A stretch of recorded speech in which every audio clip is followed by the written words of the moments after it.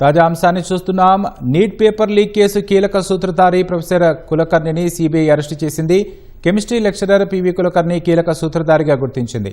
పరీక్ష నిర్వహణలో ఎన్టీఏలో కులకర్ణి భాగస్వామిగా ఉన్నట్లు తెలుస్తోంది. 2026 ఏప్రిల్ చివరి వరకు మరో నిందితుడు మనీష్తో కలిసి విద్యార్థులను కులకర్ణి సమీకరించినట్లు సమాచారం.